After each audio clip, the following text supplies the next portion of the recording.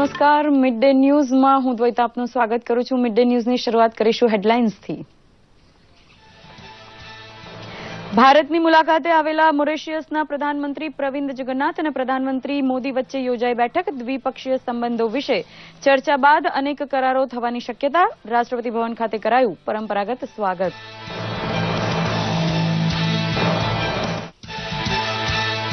જમ્મુ કાશ્મીરના બારામુલ્લામાં ઘૂસણખોરીનો પ્રયાસ કરી રહેલા 6 આતંકવાદી સુરક્ષા જવાનો સાથેની અથડામણમાં ઠાર.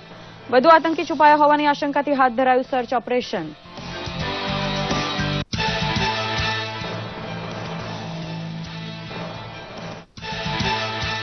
મોદી સરકારના ત્રીજા વર્ષની સફળતા એટલે નયા ભારતનો ઉદય. વિમુદ્રીકરણને કરચોરી ડામવા માટેના અસરકારક પગલા તરીકે જનતાની મળી શાબાશી. જીએસટીએ વેપારીઓ ગ્રાહક બંને માટે ફાયદાનો વેપાર. તો સ્વરોજગારી માટે Mudra loan, skill India, digital India જેવી અનેક યોજનાઓનો મળ્યો છે વિકલ્પ.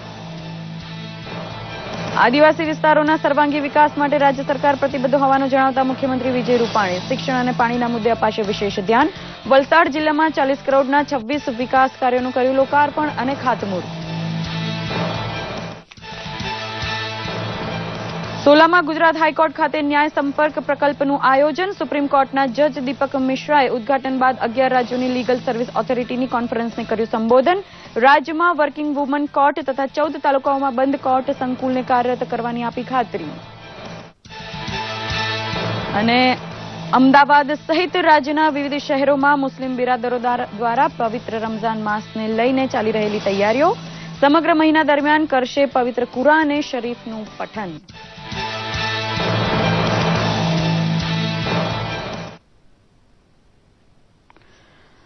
સમાચાર વિસ્તારપૂર્વક. જમ્મુ કાશ્મીરના બારામુલ્લાના રામપુર સેક્ટરમાં ઘૂસણખોરી કરી રહેલા આતંકવાદીઓના મનસૂબા નાકામ થયા છે. ભારતીય સેનાએ આ વિસ્તારની ઘેરાબંધી કરીને અથડામણમાં 6 આતંકવાદીઓને ઠાર માર્યા છે અને હજુ પણ અન્ય કેટલાક આતંકી છુપાયા હોવાની આશંકાએ સેનાનું સર્ચ ઓપરેશન ચાલી રહ્યું છે. છેલ્લા 24 કલાકમાં આતંકવાદીઓ દ્વારા ઘૂસણખોરીનો આ બીજો પ્રયત્ન હતો. આ પહેલા પણ સેનાએ પાકિસ્તાન બોર્ડર એક્શન આર્મી એટલે કે બેટના 2 જવાનોને ઠાર માર્યા હતા. આ બંને આતંકવાદીઓના મૃતદેહ પાસેથી મોટી માત્રામાં હથિયાર અને દારૂગોળો મળી આવ્યો હતો. ત્યારબાદ પુલવામા જિલ્લાના ત્રાલમાં આતંકવાદીઓએ શુક્રવારે રાત્રે સેનાના એક દળ પર હુમલો કર્યો હતો, જેમાં હિઝબુલ મુજાહિદ્દીનના 2 આતંકી એક અબઝાર ભટ્ટ અને ફૈઝાન ભટ્ટને ઠાર માર્યા હતા. જમ્મુ કાશ્મીરની ભારતીય સરહદ પર વધી રહેલી આતંકવાદી પ્રવૃત્તિ અને ઘૂસણખોરી તથા ત્યાંની પરિસ્થિતિ અંગે રક્ષામંત્રી અરુણ જેટલીએ ડીડી ન્યૂઝ સાથેની ખાસ વાતચીતમાં જણાવ્યું હતું કે સેના કોઈપણ પરિસ્થિતિને પહોંચી વળવા માટે તૈયાર છે અને સરહદ પર સતત સતર્ક છે. हमारी जो सेना है वो बिल्कुल तैयार है और जो जानकारियां मेरे पास है मैं सब यहां सार्वजनिक रूप से बतला भी नहीं सकता. अपनी सीमा और एलओसी पूरी सुरक्षित है और सेना की एकमात्र इस वक्त प्रायोरिटी जो है बिल्कुल स्पष्ट है कि वो इन्फिल्ट्रेशन नहीं होने देंगे, जिसका कि रोज प्रयास होता है और रोज सेना को एक्शन लेना पड़ता है. और एलओसी और बॉर्डर पे हमारी फोर्सेस का डोमिनेशन है. हम केवल हर चीज सार्वजनिक कर दे उसकी आवश्यकता भी नहीं समझते, लेकिन वो डोमिनेशन है और उस इन्फिल्ट्रेशन को रोकने के लिए जो भी उपयुक्त कदम हैं सेना उठा रही है और पाकिस्तान ने जो हरकतें की हैं म्यूटिलेशन वगैरह की, उनको उसकी कीमत भी अदा करनी. સૂચના અને પ્રસારણ મંત્રી વેંકૈયા નાયડુએ આજે મોદી સરકારની યોજનાઓ પર દૂરદર્શન દ્વારા બનાવવામાં આવેલી સીડી નવી દિલ્હી ખાતે રિલીઝ કરી હતી. આ સીડીમાં 3 મિનિટોની 14 શોર્ટ ફિલ્મોને સમાવવામાં આવી છે, જે લોકોની સામે સફળતાનું ઉદાહરણ રજૂ કરે છે. વેંકૈયા નાયડુએ જણાવ્યું હતું કે સરકારે 3 વર્ષના પોતાના કાર્યકાળમાં માત્ર ને માત્ર વિકાસ માટે કામ કર્યું છે. વેંકૈયા નાયડુ સૂચના અને પ્રસારણ મંત્રી આ સીડીમાં સરકારની વિભિન્ન યોજનાઓની માહિતી અપાઈ છે, જેથી તેનો સીધો ફાયદો લોકોને થઈ રહ્યો છે. દૂરદર્શનના વખાણ કરતા તેમણે જણાવ્યું હતું કે દૂરદર્શન વિશ્વનું સૌથી મોટું પબ્લિક બ્રોડકાસ્ટર છે, જેની પહોંચ દૂર દૂરના ગ્રામીણ વિસ્તારો સુધી બની રહી છે. विकास के संदर्भ में, वेलफेयर के संदर्भ में, संक्षेम के संदर्भ में जो नया कदम सरकार ने उठाया, जिन कार्यक्रमों का शीघ्र गति से क्षेत्रीय स्तर पर क्षेत्र में इसका अमल हो रहा है, ऐसा कार्यक्रम के बारे में और लोगों को जानकारी देने के लिए देश में सक्सेस स्टोरीज, गुड एग्जाम्पल्स और लोगों के द्वारा अपना खुद अनुभव, ये सब दूरदर्शन ने रिकॉर्डिंग किया है। उन्होंने 14 शॉर्ट फिल्म्स 3-3 मिनट का। Doordarshan is the largest public service network in the world with an extensive network of terrestrial transmission and a bucket of 26 channels which provide wholesome entertainment and information to the people of India. In the recent past, I was in Rajasthan, I was in Uttar Pradesh, I was in Jharkhand, yesterday I was in Chhattisgarh. People are saying, in spite of all these channels, 1,000 channels coming up and all, still in the rural area, Doordarshan's reach is more and its popularity और इससे भी ज्यादा उनका विश्वसनीयता ज्यादा है दूरदर्शन। મોરેશિયસના પ્રધાનમંત્રી પ્રવિન્દ જગન્નાથ હાલ ભારતની યાત્રાએ છે, ત્યારે આજે હૈદરાબાદ હાઉસમાં પ્રધાનમંત્રી નરેન્દ્ર મોદી સાથે તેમની મુલાકાત થઈ હતી। સાથે જ બંને પક્ષે અનેક કરાર પર હસ્તાક્ષર થવાની પણ આશા સેવવામાં આવી રહી છે। આ પહેલા રાષ્ટ્રપતિ ભવન ખાતે તેમનું પરંપરાગત રીતે સ્વાગત કરવામાં આવ્યું હતું। આ પ્રસંગે રાષ્ટ્રપતિ પ્રણવ મુખર્જી અને પ્રધાનમંત્રી નરેન્દ્ર મોદી પણ ઉપસ્થિત રહ્યા હતા। તેઓ આજે રાષ્ટ્રપતિ પ્રણવ મુખર્જી અને ઉપરાષ્ટ્રપતિ હામિદ અંસારી સાથે મુલાકાત કરશે। તેમણે રાજઘાટ જઈને રાષ્ટ્રપિતા મહાત્મા ગાંધીને શ્રદ્ધાંજલિ अर्पण करी हती। पीएम प्रवीण जगन्नाथ विदेश मंत्री सुषमा स्वराज साथे पण मुलाकात करी हती।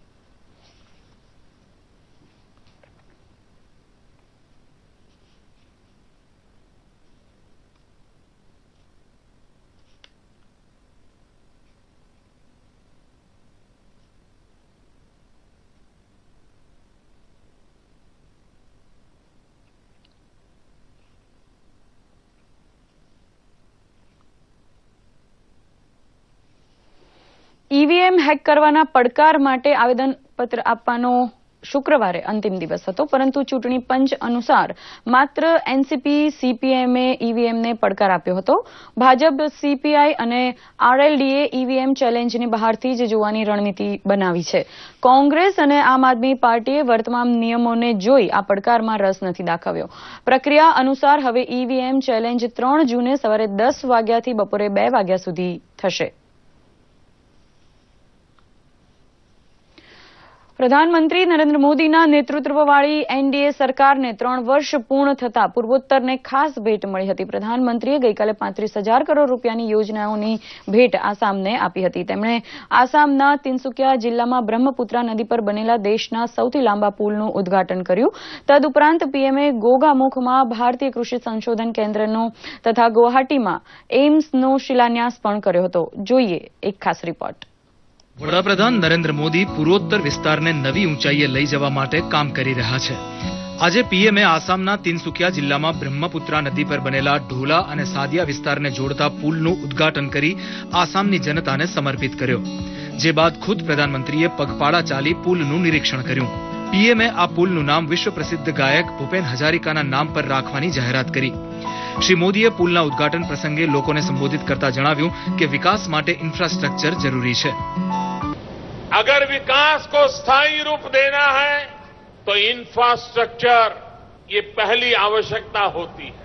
अगर हम इंफ्रास्ट्रक्चर का महत्व नहीं समझेंगे तो छुटपुट प्रयासों का परिणाम बहुत ही अल्पकालीन होता है, अस्थायी होता है। પ્રધાનમંત્રી શ્રી મોદીએ કહ્યું કે દેશનો પૂર્વોત્તર વિસ્તાર દક્ષિણ પૂર્વ એશિયાની અર્થવ્યવસ્થાનું કેન્દ્રબિંદુ બની શકે છે।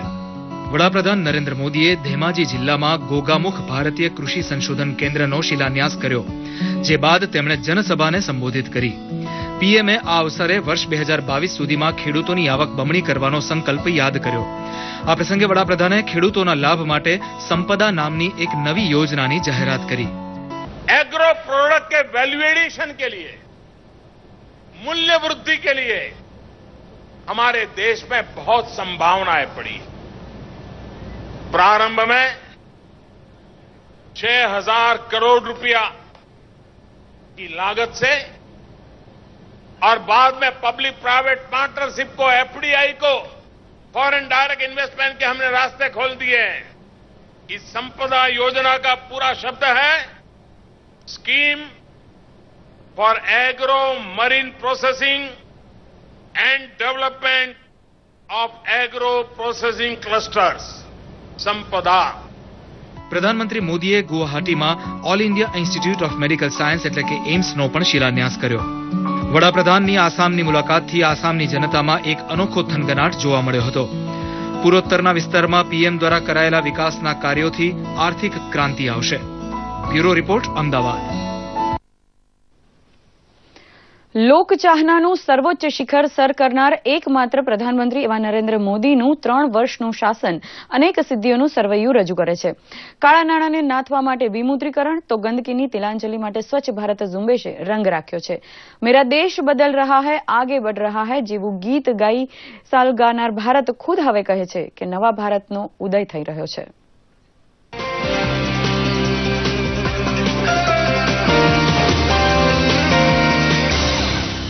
પ્રધાનમંત્રી મોદીએ 8મી નવેમ્બરે વિમુદ્રીકરણની ઘોષણા સાથે મોટી રકમની નોટ ચલણમાંથી પાછી ખેંચતા લોકોને એવી હાડમારી વેઠવી પડી જેની કદાચ તેમને કલ્પના પણ નહીં હોય.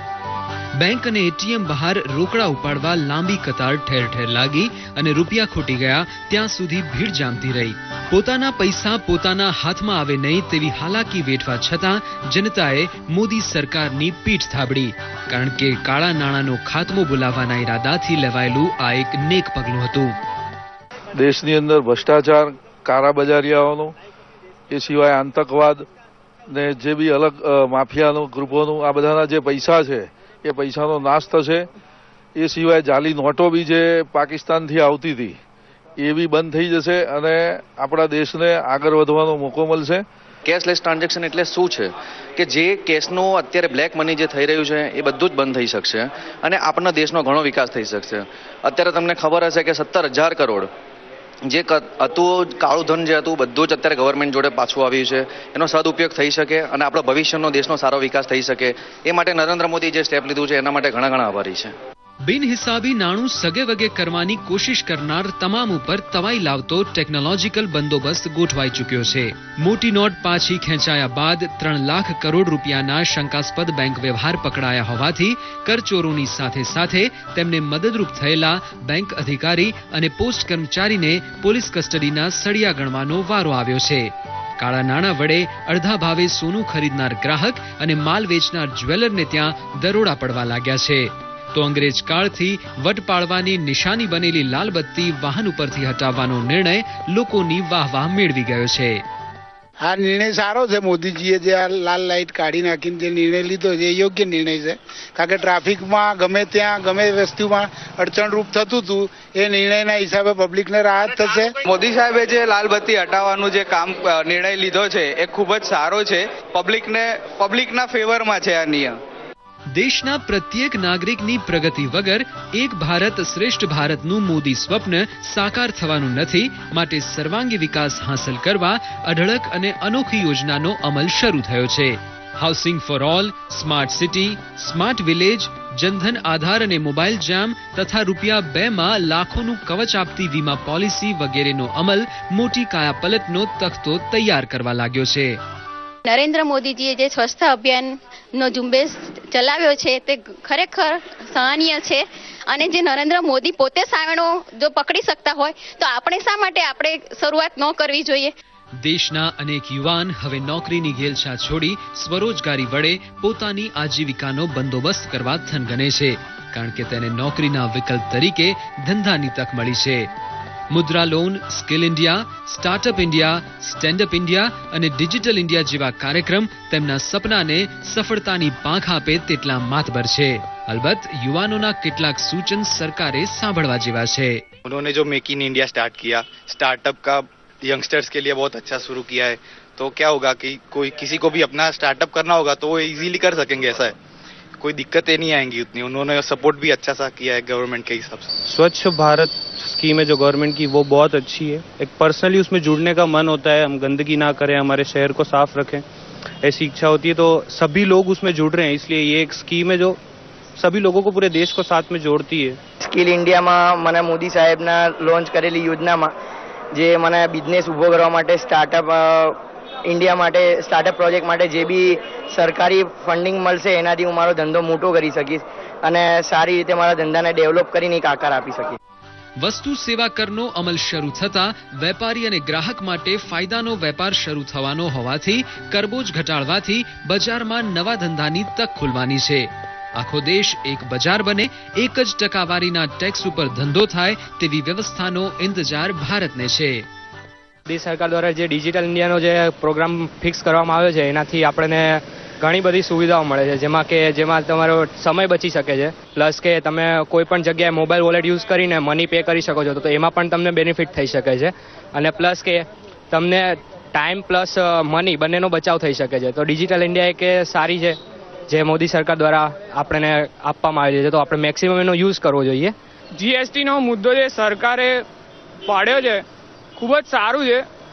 એના પર્સન્ટેજ ને એના લીધે બીજા કોમ્પ્રિહેન્સિવ ટેક્સેશન સરખું થઈ જશે અને પ્લસ બીજું શું વેટ ને એ બધું નીકળી જશે, જેનાથી છે ને જે અલગ અલગ સ્ટેટ્સમાં જે વેટ રેટ્સ ને એ બધું હતું એમાં ખૂબ જ સારો એ લોકોને સ્ટેટ લેવલે બી અને પબ્લિક્સને મતલબ જે બી સ્મોલ બિઝનેસ છે, સ્મોલ ડીલર્સ છે, એ બધાને સારો ફાયદો થઈ જશે. જીએસટી અપ્લાય થઈ જશે એના લીધે. ખેતરથી માંડી કારખાના, શાળા કોલેજથી માંડી કૌશલ્ય કેન્દ્ર અને ઇન્ફ્રાસ્ટ્રક્ચરથી માંડી વીમા કવચના બંદોબસ્ત સુધી પરિવર્તનનો મોદી સ્પર્શ જનતા અનુભવે છે અને 3 વર્ષની ઉત્તમ ફળશ્રુતિ તેને જ ગણવી પડે. દૂરદર્શન સમાચાર, અમદાવાદ.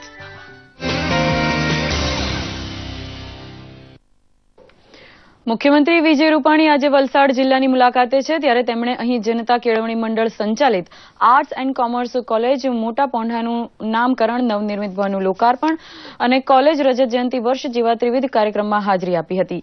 સાથે જ જિલ્લામાં વન અધિનિયમ 2006 હેઠળ કપરાડા અને ધરમપુર તાલુકાના 250 જેટલા આદિજાતિ લાભાર્થીઓને વન અધિકાર ધારા હેઠળ પોતાના હકના આદેશપત્રોનું વિતરણ કર્યું હતું. મુખ્યમંત્રીએ જણાવ્યું હતું કે આદિવાસી વિસ્તારોના સર્વાંગી વિકાસ માટે રાજ્ય સરકાર દ્વારા સંખ્યાબંધ પગલાં લેવામાં આવી રહ્યા છે. આ વિસ્તારોમાં વધુ શૈક્ષણિક સંસ્થાઓ કાર્યરત કરવાની માંગણીને પણ ગંભીરતાથી ધ્યાને લેવામાં આવી રહી છે. તેમણે ઉમેર્યું હતું કે આ વિસ્તારોમાં પાણીની સમસ્યા ઉકેલ માટે રાજ્ય સરકાર પ્રતિબદ્ધ છે. આ સાથે મુખ્યમંત્રીએ અહીં જિલ્લાના 40 કરોડના વિવિધ 26 વિકાસ કાર્યોના લોકાર્પણ તથા ખાતમુહૂર્ત કર્યા હતા.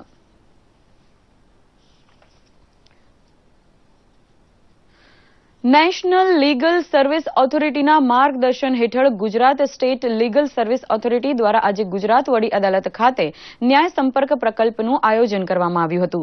સુપ્રીમ કોર્ટના જજ શ્રી દીપક મિશ્રાએ કાર્યક્રમને ખુલ્લો મૂક્યા બાદ 11 રાજ્યોની લીગલ સર્વિસ ઓથોરિટીની સિઝનલ કોન્ફરન્સને સંબોધન કર્યું હતું. તેમણે અનેક જેલ તથા ત્યાંની ન્યાયિક સ્થિતિ અંગે માહિતી મેળવી હતી. આ પ્રસંગે કાયદા મંત્રી પ્રદીપસિંહ જાડેજા પણ ઉપસ્થિત રહ્યા હતા. તેમણે જણાવ્યું હતું કે રાજ્ય સરકાર દ્વારા મફત કાયદાકીય સહાયમાં વકીલોનું ભથ્થું 250% વધારવા અને રાજ્યમાં વર્કિંગ વુમન કોર્ટ તથા બાકી 14 તાલુકાઓમાં બંધ કોર્ટ સંકુલને કાર્યરત કરવાનો આશાવાદ પણ વ્યક્ત કર્યો હતો.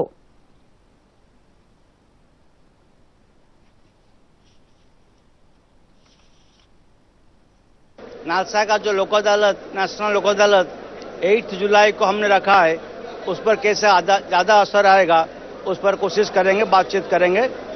और इन्होंने नाम रखा है गुजरात वालों ने न्याय संपर्क, जैसे दिल्ली वालों ने रखा है न्याय संजोग. ये संपर्क हो या संजोग हो, मेन चीज़ है कि लिटिगेंट्स को कैसे उन्होंने कनेक्ट कर पाएंगे और लिटिगेंट को जब एंटर करेगा हर एक time all kinds of information will be available to him. માનનીય મુખ્યમંત્રી શ્રી તરીકે નરેન્દ્રભાઈ મોદી હતા ત્યારે ગુજરાતમાં 7 જેટલા નવા જિલ્લાઓ મહેસૂલી જિલ્લા જાહેર કરવામાં આવ્યા હતા. આ મહેસૂલી જિલ્લાને નામદાર હાઈકોર્ટે ન્યાયિક જિલ્લા તરીકે પણ જાહેર કર્યા છે અને ત્યાં ન્યાયિક જિલ્લા તરીકેની કામગીરી શરૂ થઈ છે. ગુજરાતની અંદર ચાલુ વર્ષે 14 જેટલી કોર્ટ એવી છે કે જેની અંદર કેસો ઓછા હોવાના કારણે હાલ કોર્ટ નથી. આ ચાલુ વર્ષના અંત સુધીમાં ગુજરાતનો એક પણ તાલુકો એવો નહીં હોય કે જ્યાં કોર્ટની સુવિધા નહીં હોય. આમ તમામ તાલુકાઓની અંદર કોર્ટની સુવિધાથી સંપન્ન કરવામાં આવશે. સુરતના ઉગત ગાર્ડન ખાતેના બોટાનિકલ ગાર્ડનમાં જોય ટ્રેન અને હિલિયમ બલૂનના લોકાર્પણ પ્રસંગે રાજ્યના નાયબ મુખ્યમંત્રી નીતિનભાઈ પટેલ ખાસ ઉપસ્થિત રહ્યા હતા. ગાર્ડનમાં ₹4 કરોડ 50 લાખના ખર્ચે જોય ટ્રેન બનાવવામાં આવી છે. આ ટ્રેનના 4 ડબ્બામાં 144 લોકોની બેસવાની ક્ષમતા છે. સાથે જ 30 વ્યક્તિઓને બેસાડવાની ક્ષમતા ધરાવતા અને ₹7 કરોડ 50 લાખના ખર્ચે તૈયાર થયેલા હિલિયમ બલૂનનું પણ લોકાર્પણ કરવામાં આવ્યું હતું. આ હિલિયમ બલૂનમાં બેસીને સુરતવાસીઓ શહેરને આકાશમાં નજારો માણી શકશે. રાજ્યમાં પબ્લિક પ્રાઇવેટ પાર્ટનરશીપના ધોરણે 10 જેટલા બસ સ્પોટ તૈયાર કરવામાં આવી રહ્યા છે, જેમાંના એક નવસારી ખાતે ₹82 કરોડના ખર્ચે તૈયાર થનારા બસ સ્પોટનું કૃષિ અને ઉર્જા મંત્રી ચીમનભાઈ સાપરિયા અને વાહન વ્યવહાર મંત્રી વલ્લભભાઈ કાકડિયાના હસ્તે ખાતમુહૂર્ત કરવામાં આવ્યું હતું. આ બસ સ્પોટ અદ્યતન સુવિધા ખાસ ડિઝાઇનવાળું બનાવવામાં આવ્યું છે. આ પ્રસંગે શ્રી કાકડિયાએ જણાવ્યું હતું કે આ બસ સ્પોટમાં 16 પ્લેટફોર્મની અદ્યતન સુવિધા, CCTV camera surveillance system, tourist information system, restaurant, food court plaza, budget hotel અને મલ્ટીપ્લેક્સ વાણિજ્યિક સુવિધાઓ ઊભી કરવામાં આવશે, જેના કારણે રોજગારીમાં પણ વધારો થશે. સાથે જ આવનારા દિવસોમાં 200 વોલ્વો બસ દોડાવવાનો પણ રાજ્ય સરકાર દ્વારા નિર્ણય લેવાયો હોવાનું તેમણે ઉમેર્યું હતું. અમદાવાદના ચાંગોદર ખાતે મહેસૂલી હુકમોના વિતરણનો ખાસ ઓપન હાઉસ કાર્યક્રમ યોજાઈ ગયો. યુએલસી હેઠળના 520 સહિત 875 મહેસૂલી હુકમોનું સ્થળ પર જ મહેસૂલ મંત્રી ભૂપેન્દ્રસિંહ ચુડાસમાના હસ્તે વિતરણ કરવામાં આવ્યું હતું, જેમાં ખેતી, બિનખેતી, પ્રીમિયમ, ગામના તાળના વાડા કાયદેસર કરવાના હુકમો અને યુએલસીની સનદોનો સમાવેશ થાય છે. આ પ્રસંગે મહેસૂલ મંત્રી ભૂપેન્દ્રસિંહ ચુડાસમાએ સ્પષ્ટપણે જણાવ્યું હતું કે જમીન રીસર્વેની કામગીરીમાં ખેડૂતોની એક પણ તસુ જમીન પણ ઓછી ન થાય તે રીતે રીસર્વેની કામગીરી થઈ રહી છે, ત્યારે ખેડૂતોએ લેશ માત્ર ચિંતા કરવાની જરૂર નથી. તેમણે ટૂંકા ગાળામાં જિલ્લામાં 16 ઓપન હાઉસ યોજવા બદલ જિલ્લા કલેક્ટરને અભિનંદન પાઠવ્યા હતા.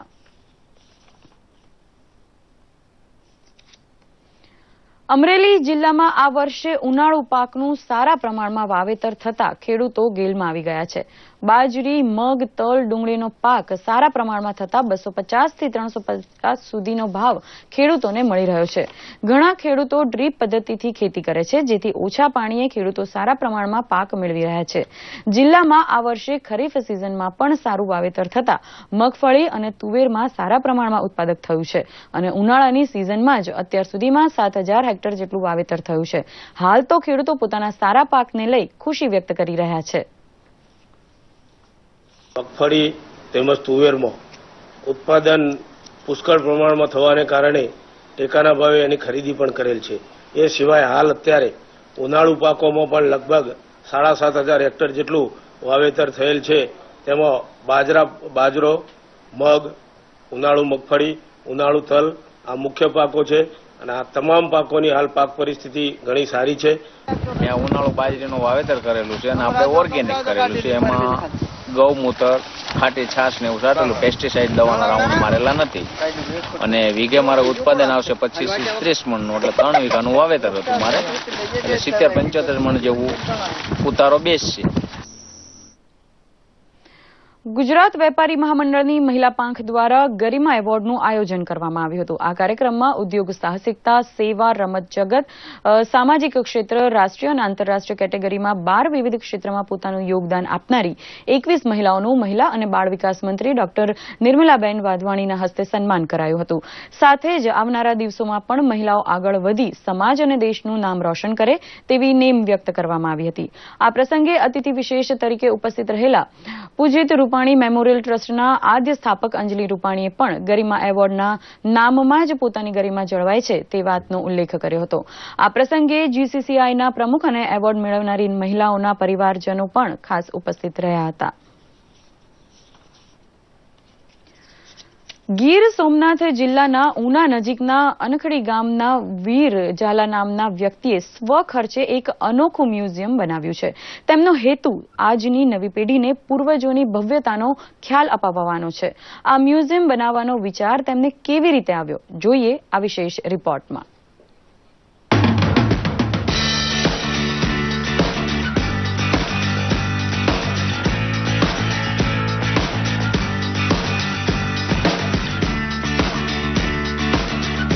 ગીર સોમનાથ જિલ્લાના ઉના તાલુકાનું આ છે સનખડા ગામ. આ ગામના વતની વીરા ઝાલા આજથી 45 વર્ષ પૂર્વે જૂના મકાનો અને કાટમાળોની ખરીદી કરતા, જેમાંથી તેમને કેટલીક પ્રાચીન રાજાશાહીની ચીજવસ્તુઓ હાથ લાગી અને તે જ અમૂલ્ય વસ્તુઓનો સંગ્રહ તેમણે સંગ્રહાલયમાં કર્યો છે. સાદા નળિયાવાળા મકાનમાં રાજાશાહી અને અંગ્રેજ કાળ વખતની પૌરાણિક વિરાસતની જાળવણી સાથે આ ઇતિહાસ પ્રેમી તેનું ગૌરવ પણ લઈ રહ્યા છે. આજે 45 વર્ષથી આ વસ્તુ ભેગી કરું છું. મને પણ ખ્યાલ નથી કે મારી પાસે કેટલી વસ્તુ છે, કરોડો રૂપિયાની વસ્તુ છે. આ વસ્તુ જો મેં ના બનાવી હોત તો મારી પાસે 1000 વીઘા જમીન હોત. પાછલો જે સમાજ છે એની આવી વસ્તુ કોઈ દી ના જોઈ હોય એટલે બતાવવા માટે થઈને ભેગી કરી છે. પ્રાચીન સમયનું ચલણ, સિક્કા, દાગીના, મોટા ચરુ, વાસણો, પિટારા, તિજોરી, ઝુમ્મર, ધાતુની મૂર્તિઓ જેવી દુર્લભ ચીજવસ્તુઓ તમને આ સંગ્રહાલયમાં નિહાળવા મળશે. દરેક ચીજવસ્તુ સાથે જોડાયેલા ઇતિહાસનું વર્ણન કરી મુલાકાતીઓને તેની વિગતવાર માહિતી પણ મ્યુઝિયમના માલિક આપે છે. પ્રાચીન દુર્લભ ખજાનાથી ભરપૂર આ મ્યુઝિયમ નિહાળતા ઓછામાં ઓછા 2 કલાક જેટલો સમય લાગે છે. એમની પાસે સેંકડો વર્ષ પહેલાની જૂનવાણી એવી અભદ્ર ચીજો છે કે જેની કોઈ સીમા જ નહીં એમ, અને આખો મ્યુઝિયમ જ એ લોકોએ બનાવ્યું છે. અને આ બધી વસ્તુ જોઈ આપણે તેમાં તો 300-400 વર્ષ નહીં પણ 1000 વર્ષ પહેલાની પણ આમાં વસ્તુ મને દેખાણી છે. આજના આધુનિક અને ટેકનોલોજીના યુગમાં રાત દિવસ દોડધામ કરવા છતાં મનુષ્ય સુખી સંપન્ન જીવન વ્યતીત નથી કરી શકતો. જ્યારે પહેલાના સમયમાં આવા ભૌતિક સાધનો ન હોવા છતાં પણ લોકો કેટલું સંતોષી જીવન જીવતા હશે તેનો ખ્યાલ આ ચીજવસ્તુઓ પરથી આવે છે. આપણી પરંપરા, આપણો વારસો અને આપણી સંસ્કૃતિથી આજની પેઢીને અવગત કરાવી તેને જીવંત રાખવાનો આ ઇતિહાસ પ્રેમીનો પ્રયાસ ખરેખર સરાહનીય છે. દૂરદર્શન સમાચાર, અમદાવાદ. અત્યારે હાલ દિલ્હીમાં પ્રધાનમંત્રી નરેન્દ્ર મોદી અને મોરિશિયસના પ્રધાનમંત્રી પ્રવિન્દ જગન્નાથ સંયુક્ત પત્રકાર પરિષદને સંબોધી રહ્યા છે. તો જોઈએ ત્યાંથી આપણે જીવંત પ્રસારણ. Between our two countries by enhancing trade and enabling Mauritian and Indian entities coming together in joint projects in Africa.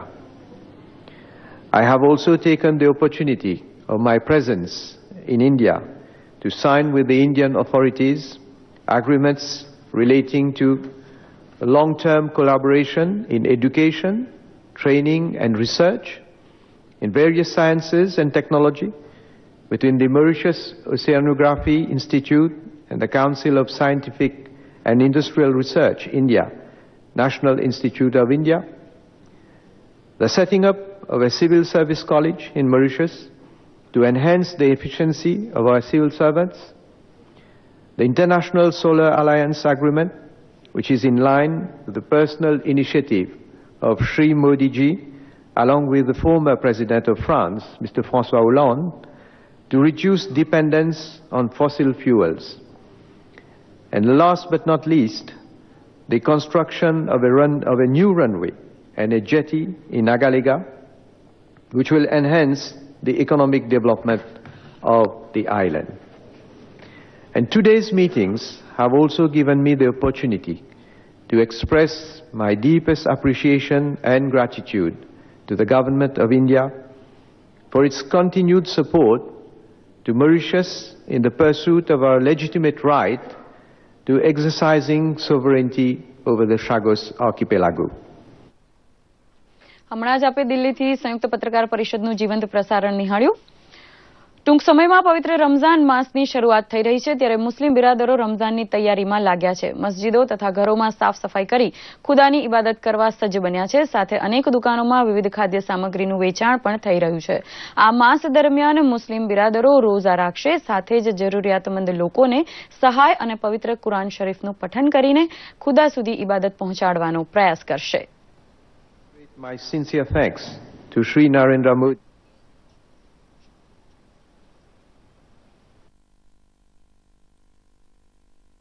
लोगों के अंदर बहुत उत्साह है, लोग शौक से खरीदी कर रहे हैं और लोगों को किसी किस्म का कोई क्या कहते हैं उसको मनी के अंदर कोई तकलीफ नहीं है और नोटबंदी का जो इफेक्ट लोग कहते थे ऐसे कोई इफेक्ट नहीं है.